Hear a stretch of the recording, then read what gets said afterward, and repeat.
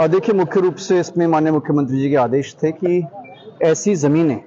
जो बाहरी व्यक्तियों ने ली हैं, अगर वो जिस प्रयोजन के लिए हैं, उसी में इस्तेमाल हो रहा है और जो उसके लिए समय सीमा दी जाती है उसके अंतर्गत हो रहा है, फिर तो कोई दिक्कत नहीं है। लेकिन ऐसी ज़मीनें जो मान लीजिए केवल लैंड में पार्क कर रहे हैं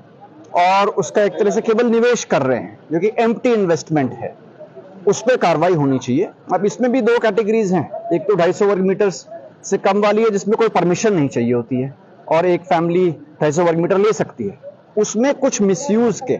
मामले हैं जहां पे कि वो एक परिवार एक ले सकता था, लेकिन वो अलग अलग नामों से 5-6 नामों से लेके उसको खरीद के फिर एक घर बना रहा है या फिर कुछ भी नहीं बना रहा है। पहला मिसयूज का तो ये कैटेगरी है, और दूसरी कैटेगरीज वो भी हैं जहां पे कि परमिशन गवर्नमेंट से मिली हो या जिलाधिकारी के स्तर से मिली हो विशेष प्रयोजन के लिए, चाहे वो कृषि की हो, चाहे औद्योगिक हो, चाहे औद्यानिक हो,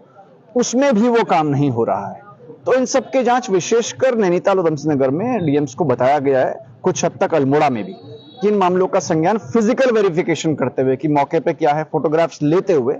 ये रिपोर्ट बनाएं। उसके बाद जो इन्हें औपचारिक नोटिस देना होता है वो दें, सुनवाई का अवसर देते हुए ऐसी जमीनों को राज्य सरकार में निहित किया जाए। ऐसा नहीं कि पहले से नहीं हो रहा था, पहले भी ये कार्रवाई चल रही थी, अलग अलग स्तरों पे लंबित है, कुछ मेरे कोर्ट्स में भी है, डीएम्स के कोर्ट्स में भी है, लेकिन इसको मिशन मोड पे करने के निर्देश दिए गए हैं और ये कार्रवाई चल रही है।